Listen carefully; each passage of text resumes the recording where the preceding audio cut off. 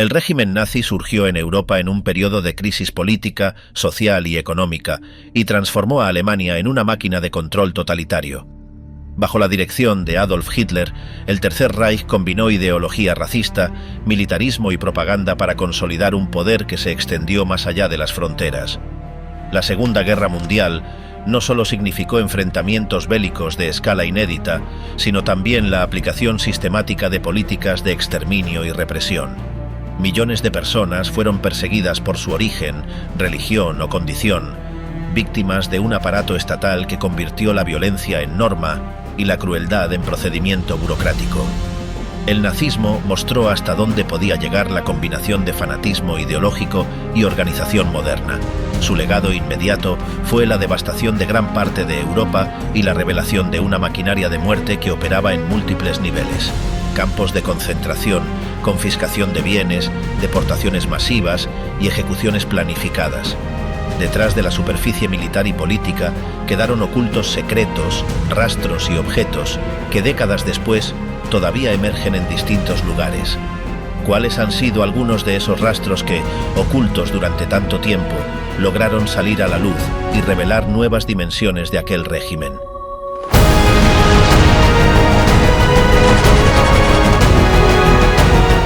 Los cuerpos bajo el piso de Göring.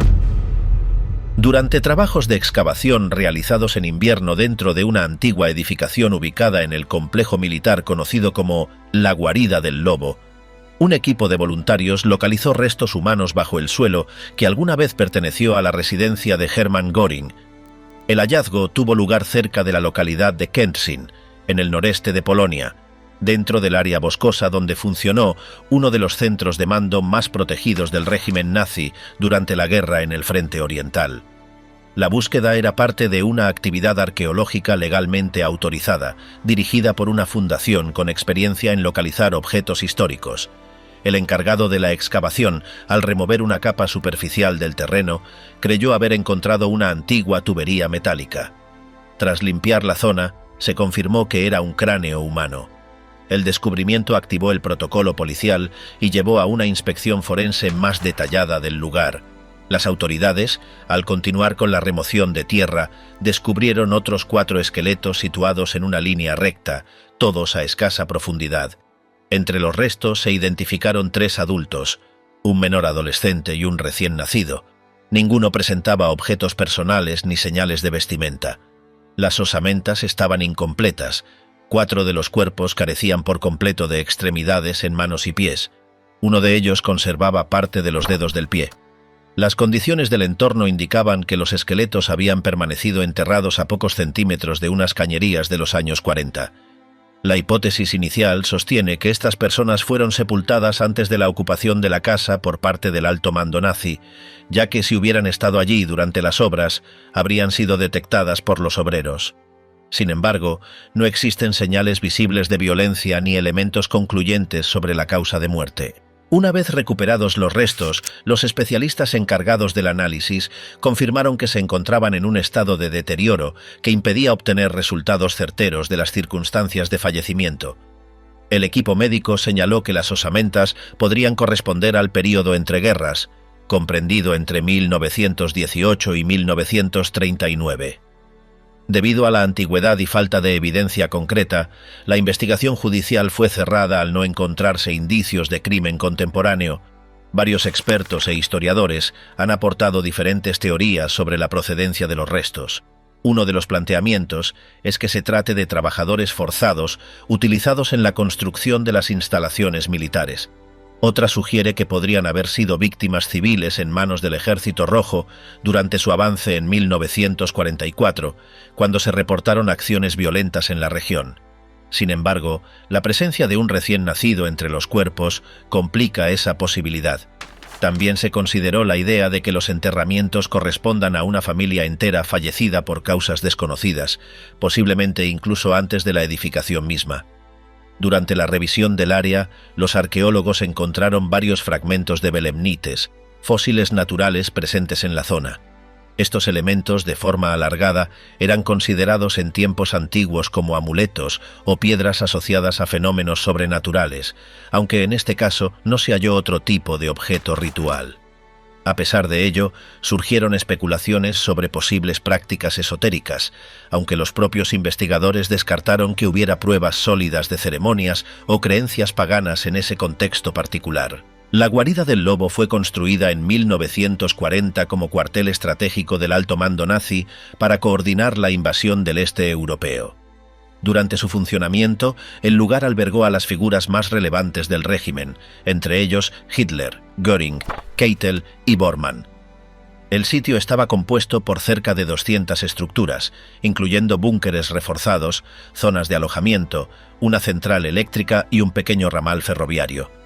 En su punto máximo, más de 2.000 personas operaban desde este centro de comando. Tras el fracaso del intento de magnicidio en 1944, conocido como Operación Valquiria, y el posterior colapso del Frente Oriental, las tropas nazis destruyeron parte del complejo antes de su retirada. Durante décadas, el área permaneció sin intervención arqueológica profunda, lo que podría explicar la aparición tardía de hallazgos como el de estos restos humanos. El equipo responsable del descubrimiento ha comunicado que realizará estudios adicionales, como análisis de carbono, para estimar con mayor precisión la fecha del fallecimiento. También se contempla realizar pruebas más avanzadas que ayuden a determinar si los 5 cuerpos compartían vínculos familiares o contextos comunes. Por el momento, las circunstancias exactas de la sepultura permanecen abiertas a interpretación, sin una conclusión definitiva sobre el motivo del entierro ni sobre su relación con la historia militar del lugar. Con este hallazgo, la guarida del lobo suma otro elemento enigmático a su historia. Aunque hoy se visita como sitio histórico, muchas áreas no han sido examinadas a fondo, y este caso demuestra que aún existen elementos del pasado sin revelar. El caso de los cuerpos sin extremidades encontrados bajo el antiguo hogar de Göring es, hasta ahora, uno de los más desconcertantes. Armas y reliquias nazis, bajo un techo de Quilmes. En noviembre del año 2024, las autoridades argentinas llevaron a cabo una de las operaciones más impactantes de las últimas décadas contra el legado clandestino del nazismo en América Latina. En una residencia de clase media en la localidad de Quilmes, al sur del extenso cordón metropolitano de Buenos Aires, la Policía Federal descubrió una colección inquietante. Más de 60 armas de fuego, piezas de propaganda del Tercer Reich y vestimentas militares propias del régimen de Adolf Hitler. Todo ello almacenado con meticulosa dedicación por un solo individuo, ahora detenido, que llevaba años acumulando reliquias de una ideología derrotada en los campos de batalla, pero no del todo extinguida en ciertos rincones del mundo. Los agentes llegaron al domicilio tras recibir una alerta de cooperación internacional. La Policía Federal de Bosnia-Herzegovina había señalado al sujeto tras su paso reciente por Europa del Este.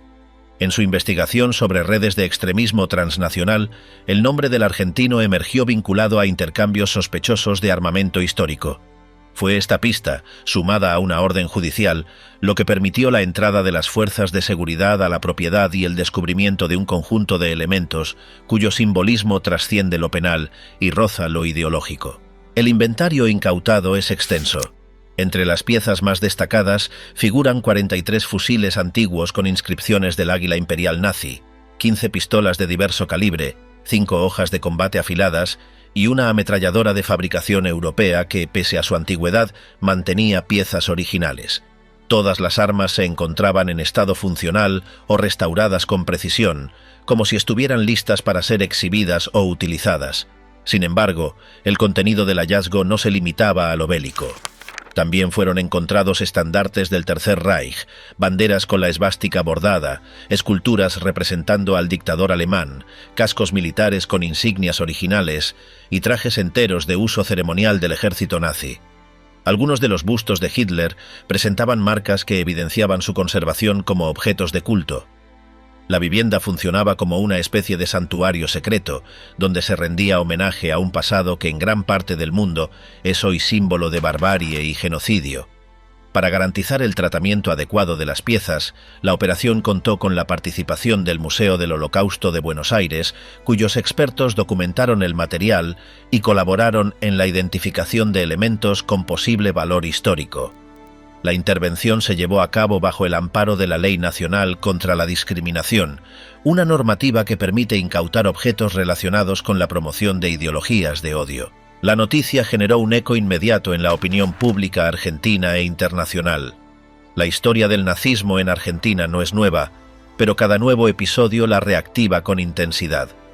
Tras la caída del Tercer Reich, numerosas figuras vinculadas a la maquinaria del exterminio lograron escapar de Europa a través de rutas clandestinas. Argentina, bajo la presidencia de Juan Domingo Perón, se convirtió en uno de los destinos predilectos para estos fugitivos, amparados por la neutralidad ambigua del país durante la guerra y por redes de simpatizantes internos. Entre los nombres más infames figura Adolf Eichmann, uno de los principales arquitectos de la solución final, quien vivió durante años bajo identidad falsa en Buenos Aires hasta ser capturado por agentes del Mossad en 1960. Su caso, aunque emblemático, fue solo uno entre decenas. Documentos desclasificados y estudios como los del Centro de Estudios sobre el Holocausto en América Latina han detallado cómo el país austral funcionó como refugio y punto de reorganización para muchos exfuncionarios del régimen nazi. El reciente hallazgo en Quilmes no representa un hecho aislado, sino parte de una secuencia que ha incluido casos similares en las últimas décadas. El más recordado tuvo lugar en 2017, cuando en una vivienda del barrio de Becar se encontraron más de 80 objetos originales del nazismo, muchos de ellos en excelente estado y con valor de mercado en círculos clandestinos de coleccionismo. Entre los artículos figuraban instrumentos médicos similares a los utilizados en los campos de concentración, un hecho que generó fuerte controversia mediática y repudio institucional. En esta ocasión, además del impacto del armamento, llama la atención la cantidad y la organización del material incautado. No se trataba de un par de reliquias sueltas adquiridas por nostalgia o morbo, sino de un conjunto sistematizado, preservado con cuidado y expuesto en vitrinas y estantes como parte de un discurso visual. La policía no descarta que el detenido estuviera vinculado a redes digitales que promueven ideologías neonazis o que funcionara como proveedor para compradores en el exterior, en especial en Europa Oriental. El contexto global actual no ayuda a minimizar estos temores. En varios países europeos ha resurgido con fuerza el extremismo de derecha, en algunos casos con representación parlamentaria. Grupos organizados rinden tributo a símbolos del nazismo con discursos revisionistas que buscan negar el Holocausto o justificar acciones del régimen. En ese escenario, el hallazgo argentino recuerda que la lucha contra estas corrientes no es solo una cuestión europea, sino una tarea compartida a nivel global. Las autoridades confirmaron que las armas serán peritadas para descartar su uso en delitos recientes, mientras que los objetos simbólicos serán trasladados a instituciones especializadas en su conservación y análisis.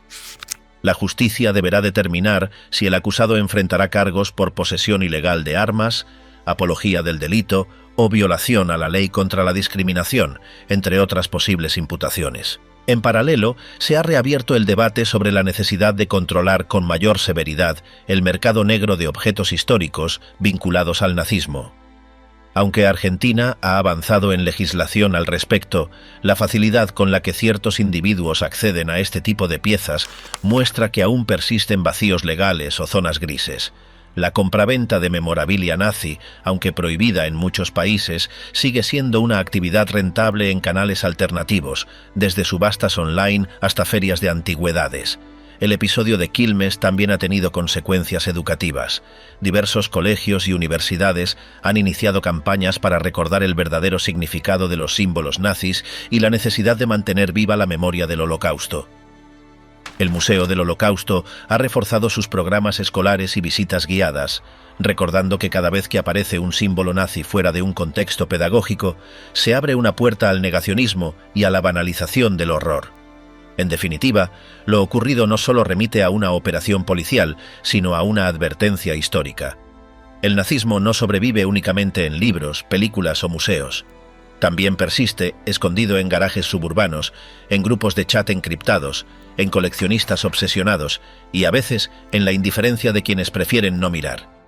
La redada en Quilmes reveló más que armas y banderas, expuso una herida latente que, si no se atiende con firmeza, puede volver a infectar la memoria colectiva. Altausé, la cápsula subterránea del saqueo nazi. Durante los últimos meses de la Segunda Guerra Mundial, cuando el Tercer Reich comenzaba a desmoronarse, las tropas aliadas descubrieron uno de los depósitos de arte saqueado más extensos de Europa. El hallazgo tuvo lugar en el corazón de Austria, dentro de la mina de sal de Alto See, una vasta red subterránea excavada en la montaña que ofrecía condiciones ideales de temperatura y humedad para conservar objetos delicados. Allí, el régimen nazi había ocultado más de 6.500 obras provenientes de museos y colecciones privadas de distintos países. Pinturas de Vermeer, Rembrandt, Jan van Eyck, junto a esculturas medievales, tapices, mobiliario religioso y bibliotecas completas, habían sido cuidadosamente almacenadas bajo tierra. El objetivo de Hitler era utilizar muchas de estas piezas para crear un museo monumental en Linz, que simbolizara la hegemonía cultural del Reich. Sin embargo, con la derrota en el horizonte, las SS recibieron órdenes directas de destruir todo el contenido del escondite antes de entregarlo. Fue entonces cuando mineros locales, enterados de la amenaza, sabotearon la instalación de los explosivos dentro de las galerías. Gracias a su intervención, las obras permanecieron a salvo hasta que los aliados lograron acceder al lugar en mayo de 1945. La ubicación no fue descubierta de inmediato. Informes y documentos capturados guiaron a las fuerzas aliadas primero a otros sitios menores, castillos y monasterios usados como depósitos, pero fue en Alto See donde se halló la mayor concentración de objetos artísticos. La entrada a la mina se encontraba parcialmente tapiada y apenas custodiada por soldados en retirada. Al ingresar, los soldados se toparon con pasillos enteros, repletos de cajas etiquetadas, algunas abiertas, que dejaban ver lienzos enrollados, marcos dorados, esculturas envueltas en mantas y documentos perfectamente clasificados. Entre las piezas destacadas figuraban una copia en relieve de La Última Cena de Leonardo da Vinci y la escultura de la Virgen de Brujas, atribuida a Miguel Ángel. También aparecieron los paneles originales del altar de Gante, así como materiales archivísticos pertenecientes a instituciones francesas y belgas. La riqueza y diversidad del contenido sorprendió incluso a los expertos que acompañaban la misión. La operación de recuperación fue compleja y se extendió durante semanas. Algunos corredores se hallaban a varios kilómetros de la entrada, lo que obligó a usar trenes mineros y maquinaria especial para movilizar las cargas más pesadas. Retablos, estatuas y muebles debieron ser desmontados y embalados por partes. Mientras tanto, un equipo formado por historiadores del arte, restauradores y oficiales militares, los llamados Monuments Men, se encargó de fotografiar, registrar y proteger cada pieza con criterios técnicos rigurosos. Ese grupo, creado por iniciativa aliada para rescatar el patrimonio cultural europeo saqueado, desempeñó un papel clave en el proceso. Además de la catalogación, evaluaron el estado de conservación de cada objeto y comenzaron a organizar su devolución a los países de origen. La documentación recuperada en el lugar incluía inventarios detallados, estimaciones de valor, mapas de expolio y registros de procedencia, lo que facilitó enormemente la tarea de restitución. En términos logísticos, el operativo supuso un desafío mayúsculo. Las condiciones subterráneas exigían cuidado extremo para evitar dañar las obras. Algunos objetos, a pesar de haber sido bien almacenados, presentaban signos leves de deterioro debido al paso del tiempo. Aún así, el balance fue notable. La mayoría de las piezas se conservaban en estado óptimo, gracias a la protección natural que ofrecía la mina. Con el tiempo, el hallazgo de Alto See se convirtió en un símbolo del éxito de la misión de recuperación cultural emprendida por los aliados.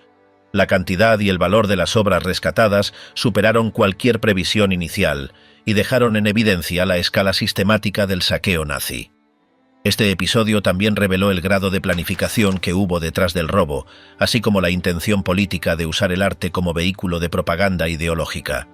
Décadas después, el sitio fue adaptado para visitas guiadas. Parte de la mina se conserva como museo temático, donde se recrean escenas del descubrimiento y se explican las estrategias utilizadas tanto para ocultar como para salvar las obras. Documentales, libros y películas han retomado el episodio, aunque el testimonio de los protagonistas, desde los mineros hasta los especialistas del arte, sigue siendo la fuente más valiosa para comprender lo que allí ocurrió. A más de 70 años del descubrimiento, el caso de Altaussee continúa siendo uno de los ejemplos más claros de cómo el patrimonio cultural europeo estuvo en riesgo durante el conflicto. También demuestra cómo una combinación de voluntad civil, conocimiento técnico y acción militar logró preservar una parte esencial de la historia artística de Occidente. La ciudad subterránea incompleta de las SS. En el corazón de las montañas Aul, en el suroeste de Polonia, yace uno de los sistemas subterráneos más enigmáticos del periodo nazi. Bajo una superficie boscosa que hoy parece insignificante, se extiende una vasta red de túneles inacabados que durante décadas alimentó teorías, excavaciones no autorizadas y misiones oficiales sin resolución definitiva. El complejo, conocido como Proyecto Riese, comenzó en 1943 por orden de las SS y desde entonces ha permanecido envuelto en secretismo. A diferencia de búnkeres o bases militares convencionales, estas estructuras carecen de propósito confirmado. Su tamaño, profundidad y características indican que fueron diseñadas para algo mucho más ambicioso que simples refugios. Lo más desconcertante es que el hallazgo, aunque parcial, continúa expandiéndose con el paso del tiempo. Los primeros indicios serios del proyecto surgieron tras la ocupación soviética de la Baja Silesia en 1945. Soldados del Ejército Rojo que patrullaban los alrededores de Włodarz y Ossowka comenzaron a reportar túneles tallados en roca, accesos camuflados y entradas bloqueadas por derrumbes controlados. En algunos casos, las galerías aparecían conectadas a viviendas rurales abandonadas o a granjas de aspecto inofensivo. Con el paso del tiempo, las autoridades locales intentaron sellar los accesos por razones de seguridad, pero el flujo constante de exploradores, arqueólogos y buscadores de tesoros impidió su completo aislamiento. El hallazgo más importante fue un conjunto de túneles de concreto armado con entradas simétricas, pisos reforzados y conductos de ventilación, todo construido a gran escala. No eran minas ni simples refugios. Todo indicaba que se trataba de una instalación pensada para una función compleja y prolongada. El diseño de las galerías plantea aún hoy preguntas sin respuesta. Algunas se extienden en línea recta por más de 1 kilómetro, con bifurcaciones regulares, salas laterales y techos lo suficientemente altos como para permitir el paso de vehículos. En otros tramos, la obra aparece abandonada abruptamente, con herramientas dejadas en el lugar, paredes a medio reforzar y escaleras de concreto que descienden hacia niveles inferiores inundados. El patrón sugiere una obra interrumpida en plena ejecución y de manera urgente. A pesar de las décadas transcurridas, el concreto permanece intacto y los pasajes siguen estables. Todo apunta a que el proyecto fue construido con un estándar técnico inusualmente elevado para un entorno tan remoto. Los archivos capturados tras la guerra por las fuerzas soviéticas y luego por el gobierno polaco confirman que el proyecto Riese formaba parte de una iniciativa secreta de las SS, con vínculos directos a la Cancillería del Reich. Sin embargo, los documentos disponibles solo hacen referencia a fases logísticas, volúmenes de concreto, asignaciones de mano de obra y fechas de ejecución. En ningún caso se menciona la función final del complejo. En paralelo, se ha confirmado la participación directa de la organización TOT, encargada de infraestructura estratégica nazi, y del Departamento de Construcción de las SS. La ausencia de planos completos, objetivos declarados o informes finales refuerza la idea de que lo que se construía allí tenía una importancia fuera de lo común y estaba destinado a ser ocultado incluso de registros internos. Uno de los aspectos más perturbadores del hallazgo está relacionado con la fuerza laboral empleada en su construcción. Los túneles fueron excavados por prisioneros de campos de concentración, especialmente del campo de Gross-Rosen. Testimonios de supervivientes recabados décadas después mencionan condiciones brutales, jornadas de trabajo de más de 16 horas, falta de alimentación adecuada y uso sistemático del castigo físico. Los trabajadores eran trasladados por la noche, alojados en barracones temporales bajo vigilancia constante, y jamás se les permitía salir del perímetro del proyecto. Los cuerpos de muchos de ellos, fallecidos por agotamiento, enfermedades o accidentes, fueron enterrados en fosas anónimas cercanas o sellados en los mismos túneles. El hallazgo de restos óseos en pasajes colapsados refuerza esta versión. La hipótesis de que se trataba de una fábrica subterránea de armamento avanzado ha sido ampliamente debatida. La región de Silesia estaba bien comunicada y disponía de recursos técnicos para sostener una producción militar descentralizada. Algunas teorías sugieren que en estos túneles se planeaba ensamblar motores de cohetes, prototipos de aviones o incluso armas nucleares. Sin embargo, hasta ahora no se han hallado restos de maquinaria, depósitos técnicos o residuos químicos que confirmen esta versión. Otras conjeturas proponen que se trataba de un centro de mando alternativo para Hitler y la cúpula del Reich, una especie de cuartel general autosuficiente para continuar la guerra desde las sombras. Esta línea de interpretación se basa en la dimensión monumental de ciertas cámaras que parecen diseñadas para albergar oficinas, salas de reuniones y comunicaciones. El hallazgo más extraño se produjo en la galería de Ossowka en 2011, cuando un equipo polaco descubrió un recinto oculto tras una pared artificial. Allí se encontraron uniformes intactos de las SS, mapas de túneles no catalogados y objetos de carácter ceremonial, incluidos estandartes bordados y una copia del libro de Himmler sobre la historia germánica. El recinto, sellado con precisión milimétrica, parecía un santuario simbólico o una cámara de control. A pesar de los análisis realizados, no se halló ningún documento técnico ni referencia clara a la función operativa del lugar. Desde entonces, este hallazgo se considera uno de los elementos más inexplicables de todo el conjunto, y fue catalogado por las autoridades como patrimonio protegido, aunque restringido al público. Varios intentos de exploración profesional han sido interrumpidos por hundimientos, filtraciones de agua o la aparición de gases. En otros casos, los estudios se han visto obstaculizados por movimientos de tierra que alteraron las galerías originales. Algunos expertos creen que muchas secciones del proyecto Riese siguen inexploradas y que podrían estar selladas tras detonaciones controladas realizadas por las propias SS en los últimos días de la guerra. Esta teoría se basa en explosiones documentadas por los soviéticos en abril de 1945, registradas en las montañas Aul, sin un origen militar evidente. Si bien algunos túneles han sido acondicionados para el turismo histórico, la mayor parte del sistema permanece inaccesible. La falta de registros, sumada a la complejidad técnica del conjunto, ha alimentado especulaciones durante décadas. Investigadores independientes han planteado hipótesis que van desde experimentos con energía avanzada hasta plataformas de transporte ultrasecretas.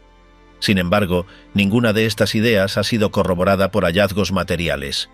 Lo cierto es que, a diferencia de otros proyectos subterráneos nazis, este carece de contexto operacional, lo que lo convierte en una anomalía. Mientras que otros refugios o fábricas tienen una lógica estratégica clara, los túneles de Riese parecen diseñados para una etapa que nunca llegó a ejecutarse. El hallazgo se mantiene como un rompecabezas sin marco, cuyo contenido solo puede deducirse por fragmentos. Las autoridades polacas han intentado conservar y estudiar el sitio con apoyo de instituciones internacionales. Algunos tramos han sido escaneados con radar de penetración terrestre y otros métodos no invasivos. Estas inspecciones han revelado cámaras aún no abiertas, corredores que se extienden bajo zonas no documentadas y posibles accesos verticales tapados desde el interior. La topografía del lugar dificulta el uso de maquinaria pesada, lo que obliga a avanzar lentamente. Además, la protección legal del lugar impide las excavaciones con fines comerciales o sensacionalistas. En consecuencia, el hallazgo continúa desarrollándose a cuentagotas. Hoy, el complejo de Riese se ha transformado en un centro de interés histórico, con rutas guiadas en algunos pasajes seguros y una cobertura museográfica parcial. Sin embargo, las preguntas siguen sin respuesta. ¿Para qué se construyeron estas galerías? ¿Por qué se detuvo la obra de manera abrupta? ¿Qué parte permanece aún oculta bajo las montañas? Lo que comenzó como un rumor entre soldados en retirada se ha convertido en uno de los descubrimientos más desconcertantes del legado subterráneo nazi. La magnitud del sistema, la calidad de su construcción y la ausencia total de finalidad verificada lo colocan en un lugar único entre los hallazgos del Tercer Reich, un patio trasero minado de secretos, sellado con concreto y enterrado en la ambigüedad. V2 en las sombras, la planta subterránea de Dora Mittelbau. En abril de 1945, unidades del Tercer Ejército estadounidense penetraron en la región montañosa de Turingia, en el corazón de Alemania, y llegaron a los alrededores de Nordhausen. Durante su avance encontraron un vasto complejo subterráneo oculto en el interior del macizo Konstein. una red de túneles utilizada como centro de producción activa de cohetes IB-2. El hallazgo se produjo cuando las tropas accedieron al sistema Mittelberg, donde hallaron líneas de ensamblaje, maquinaria de precisión, vagones con piezas sin montar y documentación técnica. Era una instalación intacta, recientemente evacuada, que seguía operativa hasta días antes. El descubrimiento fue inesperado. Aunque los aliados conocían los bombardeos con cohetes V2, no sabían que la fabricación se había trasladado bajo tierra. El sistema de túneles A y B del Kronstein albergaba una infraestructura industrial completa: sistemas de ventilación, plataformas móviles, raíles con restos de óxido reciente y áreas de ensamblaje diseñadas para producir misiles balísticos en condiciones de máxima seguridad. Lo hallado revelaba un grado de sofisticación técnica superior al estimado por la inteligencia militar. Uno de los aspectos más relevantes fue el volumen y estado del material presente. Los soldados encontraron cohetes ensamblados, listos para ser enviados, plataformas de transporte preparadas y registros detallados con cronogramas de producción y entrega. Toda la documentación recuperada demostró que el complejo había mantenido su actividad prácticamente hasta la llegada de las tropas. El lugar no estaba abandonado ni tenía valor simbólico, funcionaba como un centro de producción activo en pleno rendimiento. Los archivos incluían planos del sistema, listas de personal técnico y comunicaciones con el Centro de Desarrollo de Peenemünde. Estos datos confirmaron la conexión directa entre ambas instalaciones y mostraban que Mittelbau formaba parte esencial del programa armamentístico nazi. Entre los documentos también se hallaron referencias a la planificación de nuevas galerías, lo que indicaba que el régimen esperaba ampliar la producción subterránea de armas. Las condiciones laborales eran brutales. En la sección del complejo vinculada al campo de concentración de Mittelbau-Dora, las tropas descubrieron evidencias claras de explotación forzada, zonas de confinamiento, herramientas improvisadas, restos humanos y objetos personales de prisioneros. Las investigaciones posteriores revelaron que miles de detenidos habían sido obligados a trabajar jornadas extenuantes en condiciones insalubres y sin acceso básico a alimentos ni higiene. Los ingenieros militares encargados de inspeccionar el lugar confirmaron que la producción estaba organizada por fases.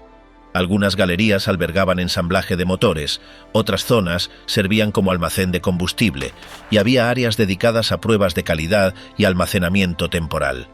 La precisión del sistema era notable y todo había sido dispuesto para funcionar como un engranaje continuo sin contacto con la superficie. El hallazgo fue clasificado como prioritario por el alto mando estadounidense. Se organizó una operación para trasladar el material recuperable y asegurar los documentos más relevantes. Durante varias semanas, trenes militares transportaron piezas, planos y maquinaria hacia zonas bajo control aliado. Parte de esa tecnología sería utilizada más adelante en programas militares y espaciales. Tras el análisis técnico, se descubrió que el complejo no solo producía cohetes V2. Algunos laboratorios mostraban trabajos experimentales sobre combustibles líquidos avanzados, estabilizadores para misiles y sistemas de guiado autónomo. El nivel de desarrollo implicaba una intención clara de prolongar el conflicto con armamento de nueva generación, protegido del bombardeo aéreo. En total, se estimó que más de 2.000 cohetes fueron fabricados en ese complejo entre 1944 y 1945. Aunque parte del sistema de túneles fue destruido tras la guerra, varios segmentos permanecieron intactos y algunos se transformaron en espacios de memoria histórica. Décadas más tarde, exploraciones arqueológicas encontraron nuevos restos técnicos que ayudaron a reconstruir los procesos de fabricación. El descubrimiento del complejo Mittelbau no fue simplemente un hallazgo de material militar, sino una revelación estratégica que cambió la percepción de la capacidad tecnológica nazi. Se evidenció que el régimen había conseguido desarrollar una operación industrial oculta de gran escala, capaz de sostener la producción de armas complejas en entornos subterráneos. Esta revelación reforzó la carrera por captar a los ingenieros responsables, muchos de los cuales serían integrados en proyectos espaciales de las potencias vencedoras. Mittelbau simboliza la convergencia entre tecnología avanzada y explotación humana en el contexto extremo de la guerra. La montaña de Kronstein, que albergó este centro de producción, sigue siendo uno de los enclaves más impactantes del esfuerzo bélico clandestino nazi, documentado en fotografías, planos y testimonios directos. Fue un hallazgo real, único y operativo, una prueba tangible del alcance que logró la maquinaria técnica del Tercer Reich. La imprenta del engaño, el taller de falsificación nazi, descubierto en un campo de concentración. Durante los últimos años del Tercer Reich, mientras las bombas aliadas caían sobre Berlín y el frente oriental colapsaba, en lo profundo del campo de concentración de Sachsenhausen operaba una de las unidades más insólitas del régimen nazi. Aislado del resto del campo, en una barraca común, se escondía un taller secreto donde prisioneros judíos altamente especializados producían a diario miles de libras esterlinas falsas. Era la Operación Bernhard, el plan encubierto más ambicioso de falsificación monetaria de la historia moderna y uno de los hallazgos más extraordinarios al término de la guerra. La operación se inició bajo otro nombre, Andreas, en 1939. En esa etapa inicial, el objetivo era analizar a fondo la estructura de los billetes británicos: tipo de papel, composición, marca de agua, sistema de numeración, tintas y técnicas de impresión. El resultado fue tan preciso que, en una prueba clandestina, un agente alemán viajó a Suiza con varios billetes falsos ocultos en el equipaje. Al ser examinados por bancos suizos, fueron considerados auténticos. Esa validación dio luz verde a la siguiente fase: la producción masiva. La SS instaló una imprenta completa dentro de Sachsenhausen. A cargo estaba el Sturmbannführer Bernhard Krüger, un oficial del Servicio de Inteligencia del Reich, quien seleccionó a 142 prisioneros con experiencia en tipografía, diseño gráfico, química y artes gráficas. Todos judíos, aislados en condiciones levemente mejores que el resto, camas individuales, ropa civil y algunos privilegios mínimos. Pero la amenaza era constante. El menor error, una enfermedad o el cierre del proyecto implicaban una muerte segura. Desde 1942, la producción se volvió industrial. En turnos continuos, los prisioneros imprimían billetes británicos con una calidad tan alta que incluso los propios bancos en Londres no podían distinguirlos. La cifra total fabricada ascendió a más de 134 millones de libras, el equivalente a miles de millones actuales. El objetivo inicial era lanzarlos en paracaídas sobre territorio británico, generando inflación y desestabilización económica. Aunque nunca se ejecutó esa fase, el dinero fue usado por la inteligencia alemana para comprar materiales estratégicos y financiar operaciones en el extranjero. Lo más insólito fue que todo esto sucedía dentro de un campo de concentración, bajo estrictas medidas de secreto. Ningún otro prisionero sabía de la existencia del taller. Los SS escondían los billetes en cajas selladas, que luego eran trasladadas fuera del campo hacia oficinas de la inteligencia nazi en Italia y Austria. El hallazgo ocurrió en los últimos meses de la guerra. A medida que las tropas aliadas avanzaban por Alemania, el comando de Sachsenhausen evacuó a los falsificadores primero a Mauthausen y luego a un pequeño campo subterráneo en Redl-Zipf, donde el objetivo era reanudar la impresión, esta vez de dólares estadounidenses. Se logró imprimir una sola cara de los billetes de $100 antes de que la operación fuera abortada. Los prisioneros sabían que serían ejecutados al finalizar la guerra. Se planificaba exterminarlos a todos para borrar cualquier rastro. Sin embargo, durante la última fase del traslado a Ebensee, el camión se averió y el grupo tuvo que llegar a pie.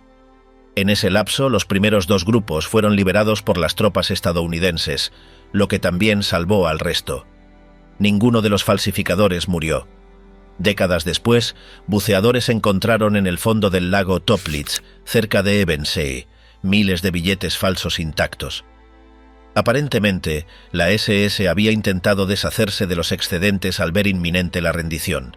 El descubrimiento confirmó el tamaño de la operación y dejó en evidencia la obsesión nazi por destruir a sus enemigos mediante métodos tan simbólicos como eficaces. La historia fue confirmada por uno de los prisioneros sobrevivientes, Adolf Burger, quien publicó memorias detalladas en varios idiomas. También fue tema de investigaciones oficiales del Banco de Inglaterra, que se vio forzado a retirar todos los billetes de alta denominación por décadas.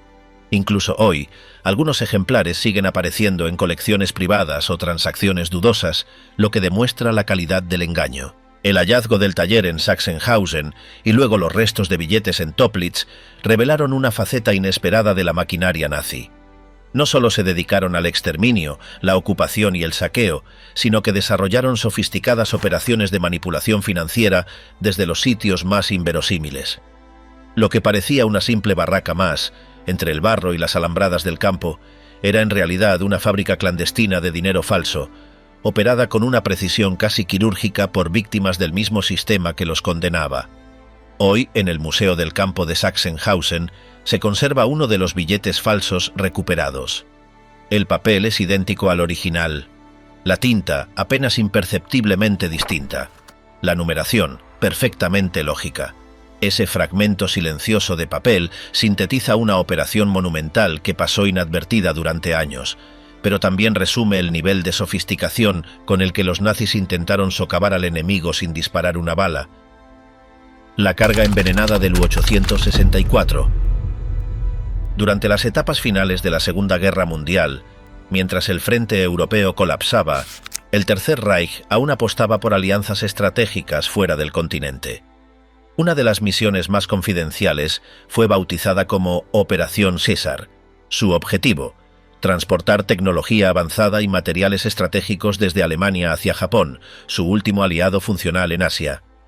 Para cumplir con ese cometido, se encomendó al submarino U-864 la peligrosa tarea de cruzar el Atlántico hasta el Pacífico, cargado con una misteriosa carga que décadas más tarde provocaría alarma internacional. El U-864 era un submarino del tipo IS-2, modificado para transporte especial. Fue equipado con compartimentos adicionales y blindajes reforzados para soportar largas travesías. En diciembre de 1944, zarpó del puerto noruego de Kiel rumbo a Japón, transportando aproximadamente 65 toneladas métricas de mercurio líquido almacenado en más de 1.800 contenedores metálicos. Además del mercurio, transportaba planos técnicos, componentes de misiles y motores de aviones alemanes, así como 2 ingenieros nazis especializados en propulsión a chorro.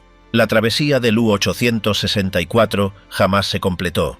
El 7 de febrero de 1945, frente a las costas de Fedje, Noruega, el submarino fue localizado y torpedeado por el HMS Venturer, un submarino británico que había recibido inteligencia previa sobre su ruta. Fue un caso único, la única ocasión documentada en que un submarino sumergido logró hundir a otro también sumergido durante la guerra. El U-864 se partió en dos y se hundió a más de 150 metros de profundidad, desapareciendo con su tripulación completa y todo su contenido. Durante décadas, su localización exacta permaneció desconocida. Sin embargo, a comienzos del siglo XXI, el gobierno noruego inició una investigación tras detectar niveles anormales de mercurio en los sedimentos marinos cerca de la isla de Fedje. En el año 2003, un equipo de exploración marina utilizó tecnología de sonar y vehículos submarinos no tripulados para inspeccionar la zona. Fue entonces cuando se confirmó el hallazgo.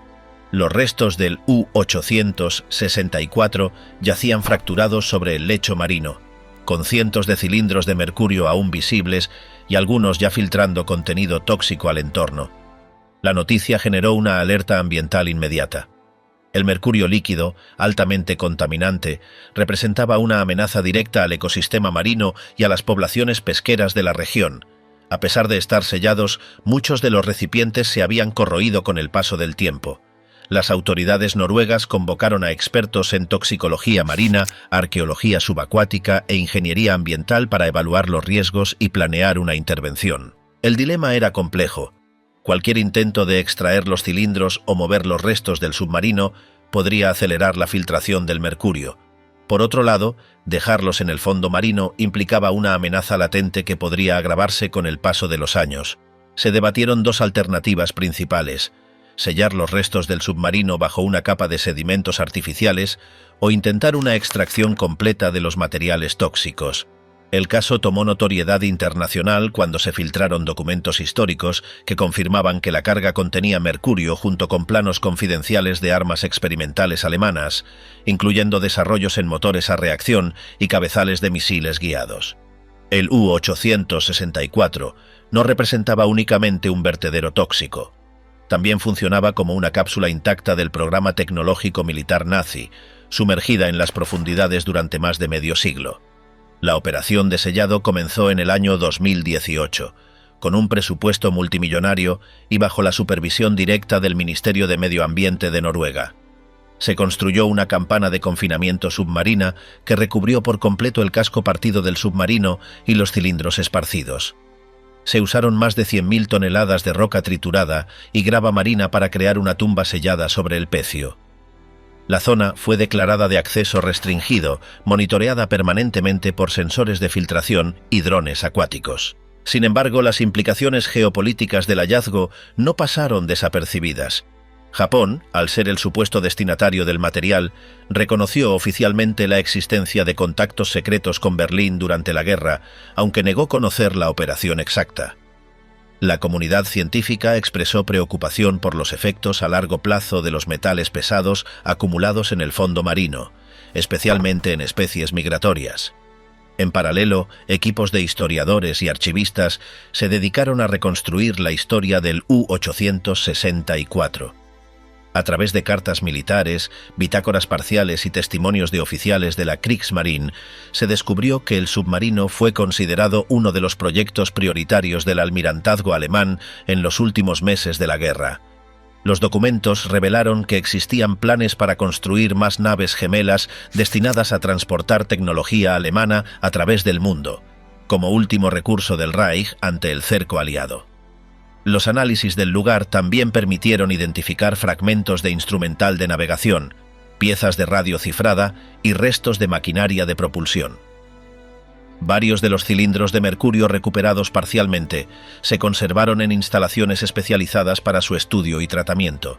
Su estado de conservación ofreció información crucial sobre las técnicas de almacenaje químico utilizadas por el Tercer Reich. Desde una perspectiva histórica, el hallazgo del U-864 confirmó la magnitud de las redes logísticas nazis, su alcance transcontinental y su voluntad de sostener la guerra mediante alianzas y comercio encubierto. También evidenció los vínculos de cooperación tecnológica entre Berlín y Tokio, incluso cuando la guerra ya estaba prácticamente perdida. Actualmente, el sitio del hallazgo permanece cerrado al público, aunque se han producido varios documentales sobre el tema. Un pequeño museo en Fetge conserva una réplica del submarino y piezas rescatadas del fondo marino. En su conjunto, el episodio del U-864 es considerado uno de los descubrimientos más inquietantes vinculados al legado oculto del nazismo, por combinar elementos bélicos, científicos y medioambientales en un mismo enclave. El submarino sigue allí, enterrado bajo toneladas de rocas, como cápsula de una guerra que casi alcanzó los confines del planeta. Su historia, rescatada por buzos, sensores y archivos desclasificados, permite comprender hasta qué punto el Reich buscó sobrevivir exportando su conocimiento bélico, incluso mientras sus ciudades eran reducidas a escombros. Lo que quedó atrapado bajo las aguas noruegas no fue solo una carga tóxica, sino el último aliento de un régimen que no aceptaba la rendición. La esvástica oculta que emergió en un campo de juego. En el distrito de Billstedt, al este de Hamburgo, los trabajos de ampliación de un campo deportivo sacaron a la luz una reliquia inesperada del pasado. El objetivo inicial era renovar las instalaciones del club local y habilitar nuevos vestuarios junto al terreno de juego.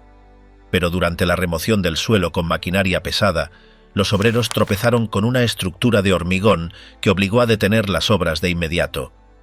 No era una tubería ni un cimiento común. Se trataba de una base maciza con la forma de una esvástica. El bloque estaba enterrado a unos 40 centímetros de profundidad y medía aproximadamente 4 metros por lado. Su forma era inequívoca. Cada ala del símbolo sobresalía de una base central perfectamente simétrica.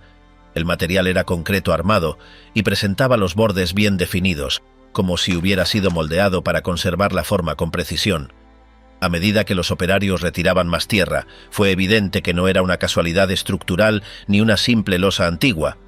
Los encargados del proyecto alertaron a la administración del distrito. Poco después, representantes de la Oficina de Protección del Patrimonio Histórico acudieron al lugar para evaluar el hallazgo. En sus primeras inspecciones, determinaron que aquella losa formaba parte del basamento de un monumento del periodo nazi.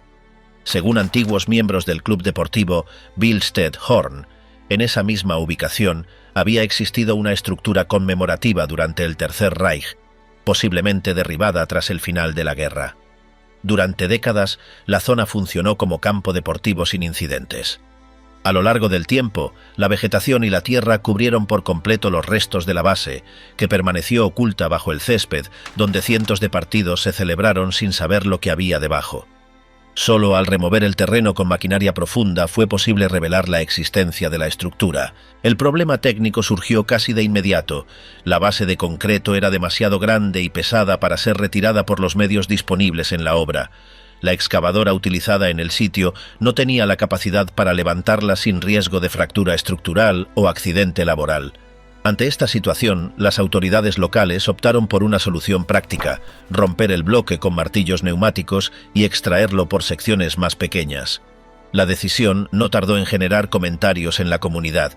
Aunque no se trataba de un monumento visible, el hecho de que la esvástica hubiera estado allí durante décadas sin ser detectada despertó el interés de los medios y del público.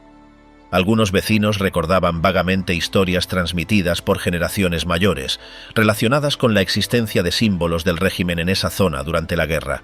Pero nadie había imaginado que el símbolo principal del aparato nazi seguía enterrado bajo un espacio recreativo. Los informes de prensa identificaron el hallazgo como un vestigio del culto arquitectónico del Tercer Reich. Las autoridades no encontraron inscripciones ni placas adheridas al bloque, lo que confirmó que se trataba únicamente del soporte de una escultura o símbolo mayor que fue desmontado. A pesar de su tamaño, la esvástica de concreto era solo una base estructural, no un objeto con valor artístico o histórico preservable. Por ello, se autorizó su destrucción y eliminación sin necesidad de procesos de restauración o conservación. El contexto urbano en el que apareció también resultó relevante.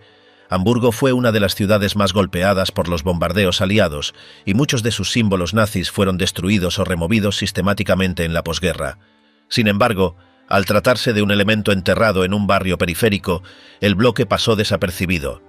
Los mapas urbanos no registraban estructuras subterráneas en ese punto, lo que refuerza la hipótesis de que el monumento fue desmontado apresuradamente tras la guerra, dejando solo su base oculta. Desde el punto de vista simbólico, el hallazgo ofreció una imagen poderosa. Bajo un campo utilizado por jóvenes deportistas durante décadas, yacía uno de los íconos más reconocibles del terror estatal del siglo XX. El contraste entre la función actual del espacio y su pasado oculto provocó reacciones encontradas. Algunos consideraron que lo adecuado era eliminar completamente cualquier vestigio, mientras otros abogaban por documentar más a fondo la historia del lugar antes de deshacerse de los restos. Los expertos que revisaron el bloque constataron que su construcción seguía patrones típicos del Tercer Reich: dimensiones estandarizadas, simetría precisa y uso de concreto armado de alta densidad. Aunque el símbolo había sido destruido en la superficie, la base permanecía intacta como testimonio subterráneo de la persistencia de ciertos elementos ideológicos, incluso en espacios que hoy simbolizan lo opuesto: deporte, comunidad y vida cotidiana. Tras su remoción, no se instaló ninguna placa ni se dejó constancia visible del hallazgo en el lugar. El campo fue restaurado y las obras de ampliación continuaron según lo previsto. Sin embargo, la documentación del hecho quedó registrada por los medios locales, agencias internacionales y archivos digitales. Fotografías aéreas mostraban con claridad la forma del símbolo antes de su destrucción, lo que convirtió al hallazgo en una referencia inmediata en discusiones sobre los rastros materiales del nazismo en la vida contemporánea. El caso también reavivó el debate sobre cómo debe gestionarse el legado arquitectónico del Tercer Reich. Mientras que algunos edificios han sido convertidos en museos o centros de documentación, otros han sido demolidos o borrados del espacio urbano sin dejar rastro. La línea entre memoria histórica y glorificación simbólica sigue siendo objeto de discusión, especialmente cuando los vestigios aparecen en espacios públicos destinados a funciones cívicas. El refugio nazi, descubierto en una casa de Guernsey. En la parroquia de Torteval, al oeste de la isla de Guernsey, una pareja descubrió algo inesperado bajo el jardín de su casa. Sean y Caroline Tullier, residentes locales, habían escuchado rumores antiguos de que su propiedad, ubicada sobre una colina que mira al mar, ocultaba secretos de la ocupación alemana durante la Segunda Guerra Mundial. En 2016, al realizar obras para pavimentar el acceso de su vivienda, el suelo cedió levemente y reveló una estructura de hormigón cubierta por tierra y maleza. Tras inspecciones preliminares y algunas excavaciones con maquinaria ligera, se abrió una entrada que llevaba a un pasillo angosto y 2 habitaciones subterráneas. Las paredes, revestidas de concreto armado, estaban manchadas por la humedad, pero conservaban inscripciones en alemán claramente visibles. Una de ellas decía «Achtung, Feind hört mit», «Cuidado, el enemigo escucha», una frase típica del aparato de vigilancia nazi. El refugio se había mantenido cerrado desde los años 60, cuando fue tapado tras la venta del terreno. Las habitaciones del búnker, de aproximadamente 4 metros por lado, tenían suelos de baldosa originales y una pequeña escotilla superior para escape. Uno de los cuartos contaba con un punto de fuego, conocido como Rifle Point, una abertura disimulada desde la superficie. El interior contenía restos de botellas de vidrio, latas de conservas y fragmentos metálicos corroídos, todos datados entre 1943 y 1945. Los arqueólogos determinaron que se trataba de un puesto de observación y defensa, construido por el ejército alemán como parte del sistema de fortificaciones costeras del Muro Atlántico. Guernsey, junto con Jersey y otras islas del Canal de la Mancha, fue ocupada por Alemania entre 1940 y 1945. Fue el único territorio británico bajo control nazi. Hitler ordenó fortificar estas islas como si fueran parte del continente europeo, y se construyeron cientos de búnkeres, túneles y baterías costeras. La región de Torteval, por su posición elevada y su visibilidad estratégica, albergó varios emplazamientos militares. El hallazgo de los Tuileries no aparecía en los mapas oficiales de la posguerra, lo que indicaba que se trataba de una estructura secundaria u oculta intencionalmente. Torteval fue una zona densamente fortificada durante la ocupación alemana. El refugio hallado en sus cercanías coincide en diseño y ubicación con otras estructuras destinadas a observadores y radiooperadores. Sus dimensiones reducidas, la ausencia de ventilación forzada y un sistema de escape rudimentario indican que estaba preparado para estancias breves y ocultación temporal. No se encontraron armas ni vestigios de uniformes, pero sí una estructura metálica fracturada que habría sostenido equipo de comunicaciones. Todo el conjunto estaba semienterrado, sin marcas exteriores evidentes. La investigación determinó que el refugio fue sellado de forma deliberada tras la retirada alemana. Algunos bloques de cemento junto a la entrada estaban colocados de manera sistemática, y se detectaron restos de cal aplicados para borrar el contorno visible de la escotilla.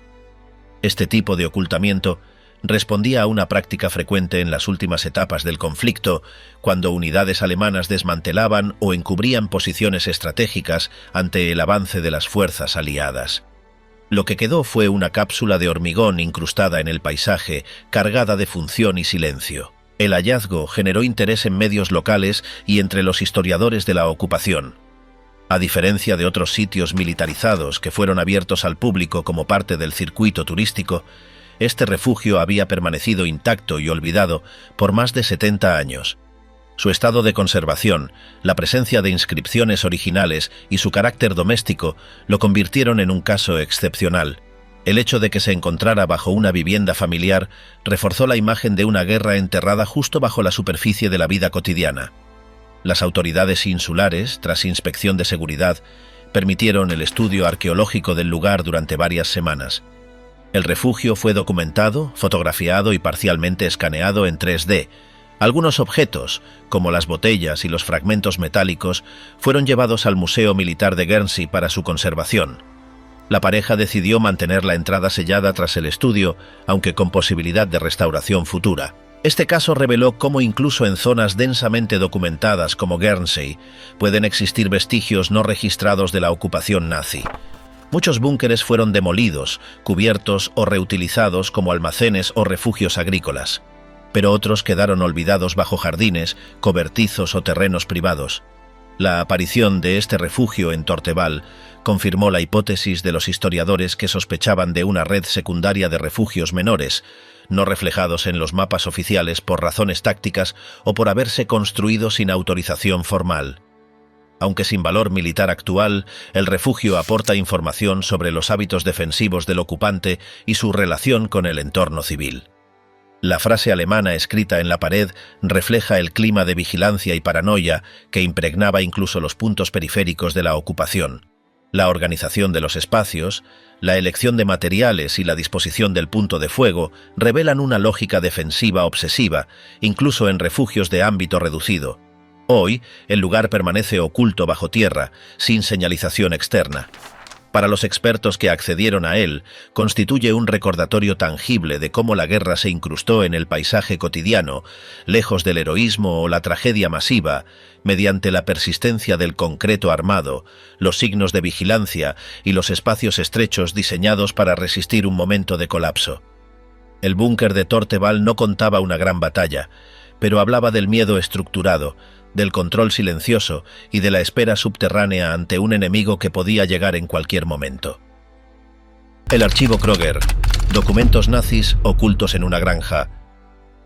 En una aldea remota del sur de Baviera, donde los caminos de tierra separan campos de pasto y establos antiguos, un agricultor golpeó algo metálico mientras cavaba con una pala. Pensó que era una pieza vieja del sistema de riego, pero al retirar la tierra descubrió una caja rectangular, cubierta por capas de lona y piel tratada. Dentro había una colección meticulosa de documentos oficiales del Tercer Reich, listas, mapas, sellos, permisos, directrices regionales y papeles administrativos sellados. El descubrimiento ocurrió en 1986, pero el análisis completo tardó años. La caja había sido enterrada con precisión, como si su contenido debiera sobrevivir intacto al paso del tiempo. En lugar de nombres conocidos o referencias a batallas, los documentos detallaban censos locales, reorganización de distritos, control de suministros agrícolas, listado de funcionarios y mecanismos de gestión territorial. Aparecían sellos de organismos poco conocidos, como la Oficina de Reordenamiento Regional del Sudeste, y documentos que proyectaban cambios estructurales en la administración del sur de Alemania hasta 1950. Eran piezas activas dentro de una lógica burocrática que pretendía extenderse más allá del final de la guerra. Uno de los formularios de transporte incluía el nombre de Wilhelm Kröger, un funcionario intermedio del aparato de planificación territorial. Los registros históricos indican que desapareció en abril de 1945, justo cuando las fuerzas aliadas avanzaban hacia Baviera. Se presume que él mismo trasladó los documentos desde su oficina a esa granja, ocultándolos con la intención de que fueran útiles más adelante. No hay constancia de que regresara ni de que alguien más supiera de la existencia del archivo. El material se encontraba organizado de forma sistemática, con índices internos, categorías por distrito y fechas de vigencia. Varios expertos en historia administrativa coincidieron en que el conjunto fue concebido para cumplir una función específica. Era un archivo operativo, diseñado para facilitar la reactivación de un gobierno local o regional en caso de que se produjera un nuevo orden. Entre los papeles había duplicados en papel carbón, permisos vigentes, planillas en blanco, sellos secos y formularios aún sin rellenar. Era un dispositivo técnico preparado para ser usado de inmediato si las circunstancias lo permitían. Un mapa manuscrito incluía anotaciones sobre otros puntos rurales donde aparentemente se habían almacenado materiales similares, sellos, combustible, formularios y listas de personal. No se ha encontrado evidencia de que esos otros lugares hayan sido descubiertos. Este mapa, junto a listados de profesores, veterinarios y empleados públicos clasificados según niveles de confiabilidad ideológica, revelaba un intento concreto de preservar una red mínima de control territorial. Era una base de gobernanza civil clandestina. También se encontraron cartas mecanografiadas sin remitente, con referencias a la idea de mantener la forma del orden incluso si su estructura visible se desplomaba. Frases como «si lo material se fragmenta, la forma espera», sugieren una mentalidad burocrática que operaba más allá de la victoria o la derrota. Estas notas, aunque impersonales, tenían un tono calculado, técnico, frío. El lenguaje transmitía gestión, control, archivo, continuidad. El Instituto de Historia Contemporánea de Múnich accedió finalmente a los documentos tras superar varias restricciones legales. Su evaluación confirmó que muchos de los papeles eran versiones funcionales de formatos oficiales del NSDAP, algunos actualizados días antes del derrumbe final. Los sellos eran auténticos, el papel timbrado era de fabricación oficial, y varios de los formatos coincidían con los usados en oficinas regionales en Franconia y el Alto Palatinado. Todo apuntaba a que era un intento técnico de resguardar una célula administrativa ante el colapso del régimen central. Uno de los apartados más reveladores del hallazgo fue una lista de funcionarios calificados por su nivel de lealtad. Los nombres estaban acompañados por códigos alfanuméricos que indicaban su grado de compromiso ideológico, disponibilidad de traslado y conexiones familiares útiles. La lógica del listado respondía a una planificación operativa: saber a quién recurrir si se reactivaba una administración mínima de servicios. Esto incluía empleados de correos, párrocos, encargados de estaciones rurales y distribuidores de maquinaria. Durante la revisión, los investigadores encontraron un grupo de documentos titulado Ciclo de redistribución de bienes rurales, que incluía reglas internas para el traspaso de maquinaria entre fincas, control de cosechas e instrucción sobre pagos en especie. También aparecían registros de propiedades expropiadas y planes para subdividir terrenos de valor estratégico. Esta parte del archivo mostraba una administración que seguía funcionando aún en su etapa final, elaborando medidas de control y asignación como si la guerra interrumpiera su planificación. El lugar del hallazgo, una antigua granja alquilada durante el conflicto a un técnico vinculado al Ministerio del Interior nazi, fue utilizado durante años como almacén agrícola. La estructura donde se encontraba la caja había sido reutilizada tras la guerra como depósito de estiércol, lo que explica cómo permaneció intacta sin ser detectada por décadas. Solo cuando la tierra fue removida por completo en labores de limpieza se reveló el escondite. La caja fue enviada posteriormente al Archivo Regional de Baviera y catalogada como Colección Kröger. Aunque el nombre del funcionario apenas figuraba en los documentos, su inclusión permitió agrupar y conservar el conjunto bajo una denominación específica. Era, ante todo, un dispositivo administrativo, una muestra de cómo el poder se reproducía desde el orden documental. La singularidad del caso reside en su contenido y su formato. Mientras muchos otros hallazgos relacionados con el Tercer Reich giran en torno a armas, símbolos o restos arquitectónicos, esta caja representa el esqueleto invisible del sistema. El objetivo era mantener viva una red de control territorial lista para reaparecer si surgía la ocasión. Los especialistas subrayan que estos hallazgos documentales, aunque menos espectaculares visualmente, son más reveladores para entender la lógica del nazismo tardío. La maquinaria de control dependía de papel, archivo y clasificación. Hasta en su final más caótico, el régimen intentó conservar el principio del orden formal. Este archivo es una muestra tangible de ese intento. Hoy, los documentos descansan en una vitrina sin decorado especial. No hay estandartes ni objetos ceremoniales, solo papeles, sellos, mapas y formularios. Lo que alguna vez fue un engranaje preparado para volver a girar permanece inmóvil, pero su sola existencia demuestra que hubo quienes pensaban que el papel podía esperar bajo tierra, aguardando condiciones para volver a ser leído. Cada hallazgo demuestra que el nazismo extendió su poder más allá de las batallas, ocultando armas, símbolos y documentos en refugios y cofres. Esos restos enterrados evidencian una estrategia de permanencia que sobrevivió al colapso del régimen. Al salir a la luz, recuerdan que la guerra dejó cicatrices que aún emergen del subsuelo y que la memoria puede resurgir en cualquier rincón inesperado.